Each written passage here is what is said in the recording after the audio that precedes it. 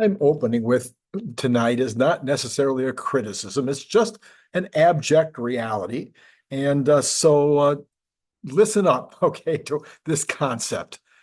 300 million American citizens, at least, and 7.9 billion humans around the world had no idea what happened with FSD, what happened with Robotaxi, what happened with Optimus, what happened with Starship, what's going on with Starlink, or even have the slightest impression about the BEV revolution. They are living in the past. So when Elon Musk opens up and talks about the future and talks about all the futurism, most people just don't care. You, on the other hand, are living in the future to the extent that you're keeping up with Elon Musk and his exploits, and maybe you are very interested in all kinds of additional futuristic things having to do with AI, having to do with genomics, just go on down the list.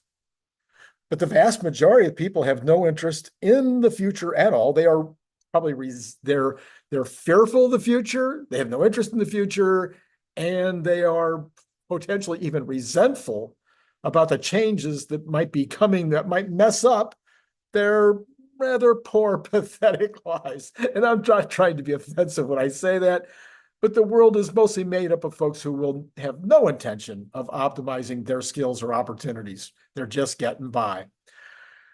Okay, I said all of that to say this. Everything that Elon has revealed on Thursday and early this morning will not be capitalized at anywhere near the actual possible value because even the financially literate are not that interested in the future. They are fearful of the future and they are resentful of the changes that might mess up with their comfortable life.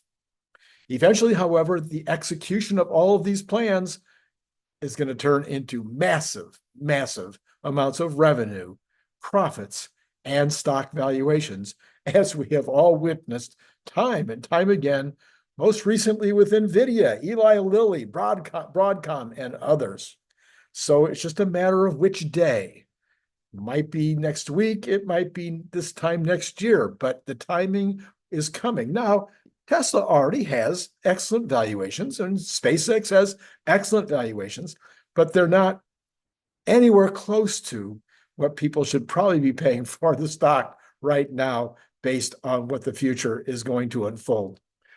So, and speaking of that, the SpaceX thing this morning, I'm assuming that all of you know this. I mean, what was it all about this morning? Is it about going to Mars? Well, of course, that's Elon's ultimate ambition, but that's not where the valuation is going to come from. It's going to come from all these people being connected to this Starlink, for their computer, for broadband going up and down to the computer, as well as people that are now going to be connected anywhere in the world to their phones. And there's a lot of money being paid for that. Lots of ships at sea. All the airlines are all installing Starlink. I mean, it's just going to be a massive, massive business, and it's going to be something that's paid for by the month. So it's subscription. It's going to be a huge, huge deal. At some point, maybe we'll get a chance to be part of it. Now, you can of course become a part of that by, I think Kathy Wood has an ETF, and other people have some special funds that you get involved in. So that you can invest in Elon's other businesses. Anyway, next story. Interestingly, this is just a stat that I ran into as I was researching today. Did you know that 9 of the top 10 and 25 of the top 31 market cap companies in the world are U.S. domicile? 25 out of 31, 9 out of 10. And of course, the top contenders are all in the business of bringing us the future. Yeah, it's true. I just read that Trump cheered so loud when Megazilla caught the Starship booster this morning that the Secret Service burst into the room wondering what the heck was going on. All right, so maybe you guys figure this out. Why is the Cybercab a two-seater? The first thought is that most cab rides are only one or two people. I've thought that from the beginning, that if it was a two-seater, that would be because 80, 90% of the business is one or two seats. Yeah, I figured that out right away. But maybe more obvious, or maybe not, you have no driver. Okay, so this just I saw somebody pointing this out today. It's like, okay, normally you've got a cab, got a driver in one seat. The passenger seat in the front is usually filled with paperwork and leftover scraps of his lunch and her lunch, whatever. And I mean, nobody wants to sit there, and the one person or two people sit in the back, and that's it. And if you have three or four people that are going to get into that cab, somebody's going to have to either get in that front seat, or you're going to have to all squeeze in the back, or both. So a two-seater is what you've usually got in a cab, because in this situation, you got no driver. Now, maybe you're hitting your head like I did earlier today, or maybe you're thinking I'm a bit slow on the uptake. However, some so-called experts are completely befuddled by the idea of the Cybercab only having two seats. I mean, there are headlines. There are people having an argument. There have people saying, "What was Tesla thinking?" So you see, I'm not the only one that might be a little slow here. Besides, if you need a car that has, in this particular case with no driver, you could have 4 to 5 passengers now in a Model 3 or a Model Y, or if you got a really big Model Y, you could have 7 passengers. All right, so let's go on. There are multiple discussions going on right now, and I'll deal with these discussions tomorrow with Brian. The first one is the 2.5, the version 2.5 vehicle, a variation of this two-seater that was just unveiled. Many people on X and are saying that they would just love to just buy that car the way that it is, just throw on a wheel and throw on some pedals, and they'll buy it just right now. They'll just take it the way it is. They'll guess you'd have to have some rear view mirrors and maybe, I don't know. Number two, the other thought is that Tesla may have decided not to do the 2.5 at all. The future is 100% autonomous, and the bet would be on no steering wheel, no pedals. So why come out with the 2.5? Just go ahead and do the Juniper refresh, and then eventually come out with this Cybercab, and that would be the whole deal. I don't think so. I think there's going to be a 2.5, and I don't think it's going to be what we just saw. So there you go. But I know I'm giving away my thinking, but tomorrow Brian and I will have that discussion, and we'll get a little deeper into the possibilities around that. All right, this is Randy Kirk, by the way. Hit like, hit subscribe, hit notify. As I just mentioned, Brian White tomorrow, then Larry Goldberg. I'm assuming he'll be driving back, I guess, to North Carolina or South Carolina, wherever he lives. Anyway, he'll be driving back to the Carolinas, I'm guessing. He may have some side trips or whatever, and but I'm think I'll be able to find him somewhere along the path. And of course, tomorrow morning, we will have our regular show, except it is a holiday for banks and the post office, but not the stock market. But there's some aspects of things that are going to be a little bit holiday-ish tomorrow, like the bond market is not going to be open until Tuesday. So having said all that, here are the things that are coming up this week that may be impacting the markets. So Monday, nothing. There's going to be one Fed speaker tomorrow, but basically nothing else other than that.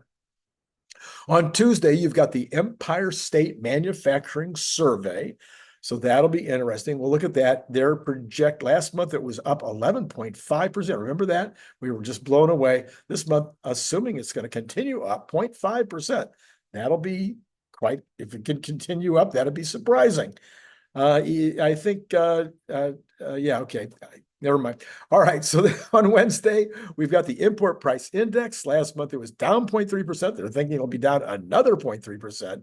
And when you take, because of fuel primarily, when you take away fuel, they're thinking it will be flat from last month, month to month, after being down 0.1% last month.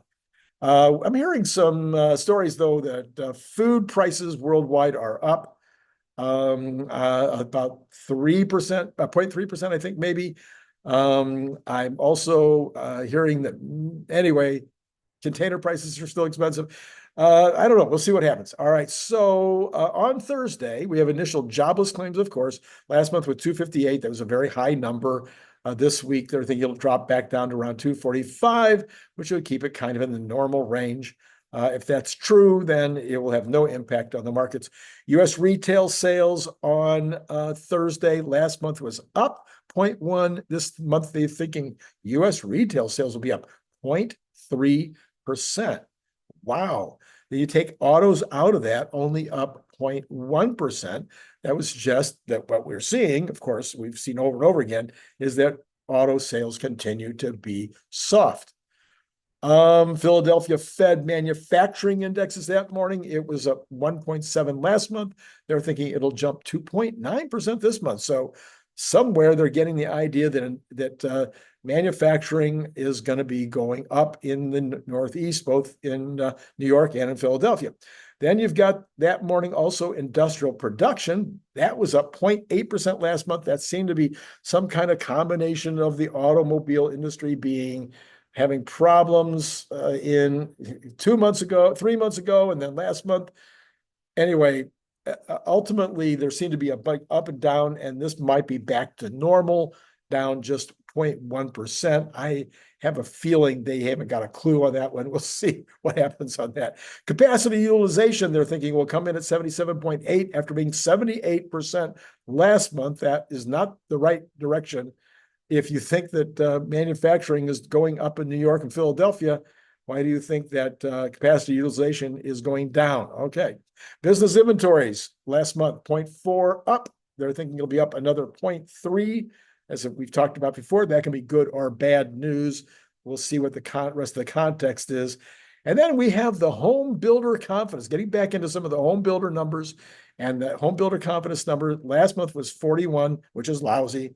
This month, they're thinking it's going to be at 42, which would be a bare improvement, but not very good.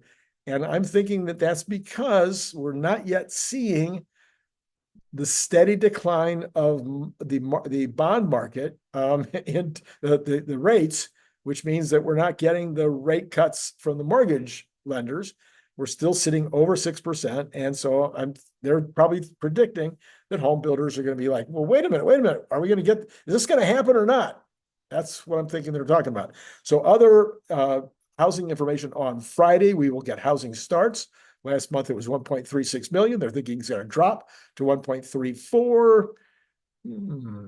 Yeah. No, okay.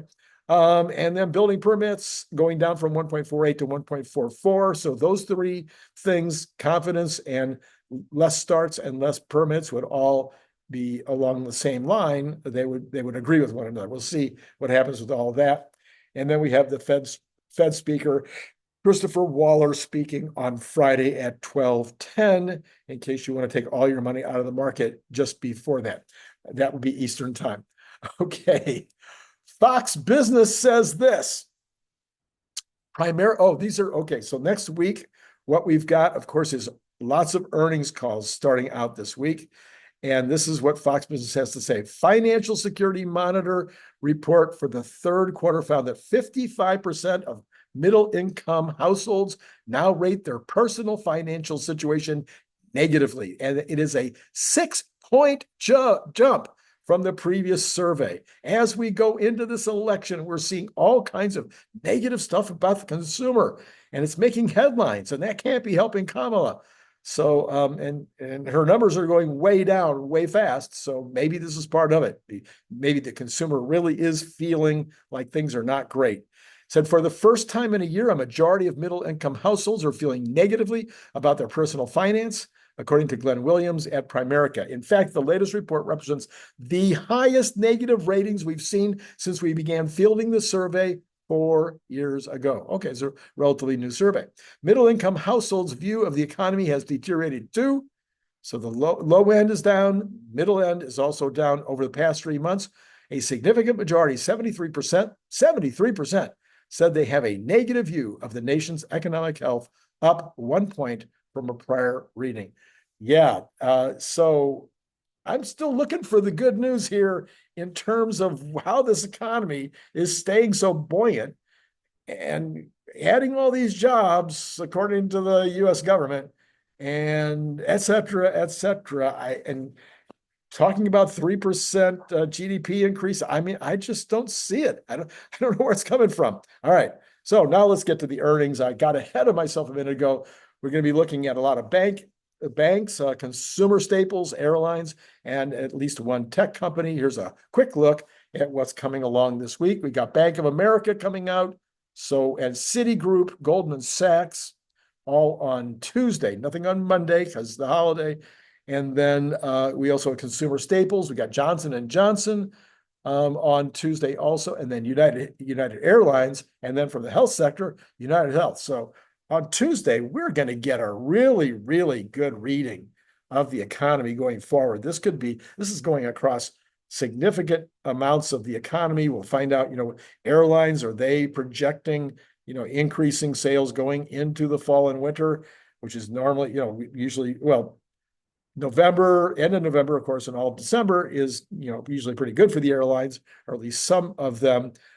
Johnson & Johnson will give us the consumer outlook for the average citizen out there. So these will be interesting. And then we got, I'm sorry, I missed that one. Walgreens also on Tuesday. That was one more. So that's going to give us really a significant look across a lot of content, lots of information, maybe a pretty good look at how the earnings season might play out. On Wednesday, you've got Morgan Stanley. And then on Thursday, you've got Netflix. So kind of a tech company, kind of a consumer company. And then Taiwan Semiconductor, a major, very important. I'm expecting them to do very well, aren't you? They should have a good report no matter what. I don't think it's going to tell us much about the economy. And then on Friday, we have American Express and Procter and Gamble. So a little bit about the consumer in terms of their credit situation, and probably in their numbers, and Procter and Gamble again with the consumer overall. So where do I think what's going to happen with Tesla this week? What do you think is going to happen with Tesla? I think that it's going to be up by the end of the week. That's what I think. That's all I'm going to say. Well, no, I'm going to tell you why. I think that number one, I think we will have a bit of the never bet against Elon Musk play. People that are paying attention will have seen the Megazilla catch that ship, catch the super heavy booster, and they will have been impressed. That was one of the most impressive things I have ever seen in my entire life. It blew my mind. Now, I have to admit, the beauty and the ballet dance of the two boosters that we saw land, a few years ago, when those two came down together simultaneously, there was something about that still makes chills go.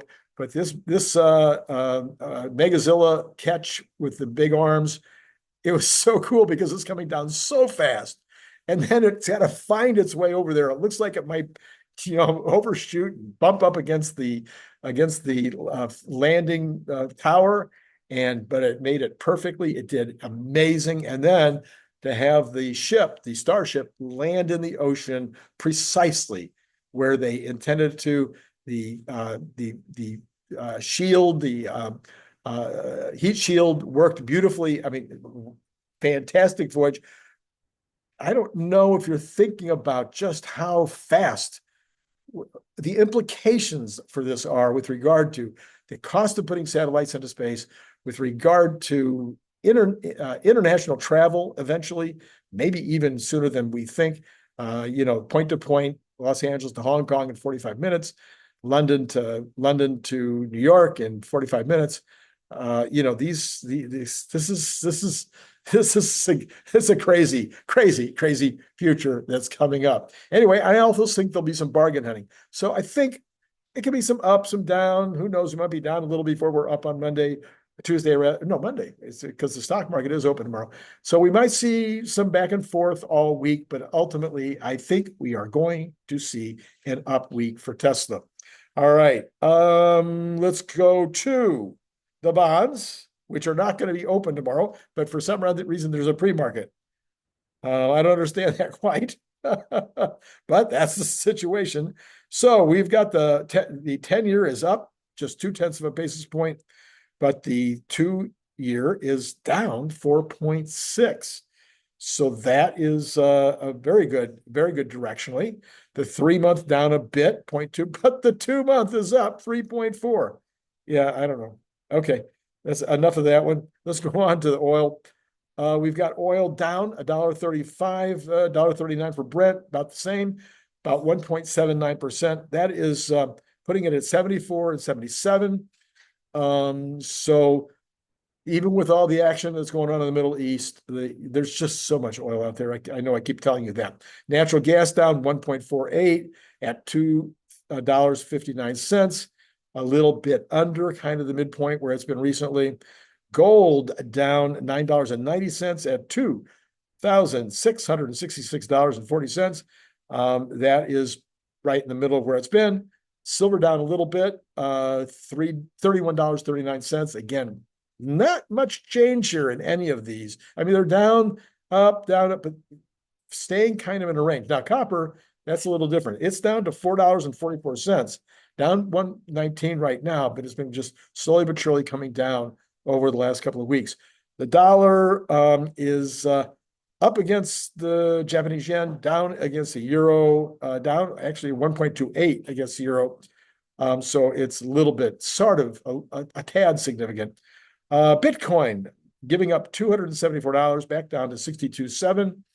And the equities, Dow is down 27 or 0.06%, S&P down 4 or 0.07%, and the NASDAQ down 18 or 0.09%. So pretty flat on the equities going into tomorrow. All right, so the big thing for this week, I think the housing numbers that are going to be coming at the end of the week will be important. In the meantime, very interesting earnings opportunities to really give us a sense of which direction the earnings season will go. It'll give us some idea if we see very good earnings and beats and good expectations in the earnings calls about the rest of the year. That'll be very bullish and very interesting as to how the market will respond to that, because the more bullish this week is, the more likely we are to get no cut in November. I think it's definitely on the table to have no cut in November. All right, so remember to look us up tomorrow morning 3 times as usual in the morning for after the bell. Then we've got Brian White. Then Good News Monday with Larry Goldberg. And in the meantime, start thinking about buying your Cybertruck. You're going to buy a bunch of these for Christmas, because now you've got friends that own a Cybertruck, or they're thinking about buying a Cybertruck. You might have one already. Maybe you're thinking about getting one, or maybe you just like to kind of support the cause. And here's a great way to do it. All right. All that information is down below, and you can get custom. It can be 100% custom. Anything you want to print on there, you can print on there. It takes six units to do that. All right. That's all I got for you on a Sunday night. Enjoy Sunday night football. It's been great talking to you.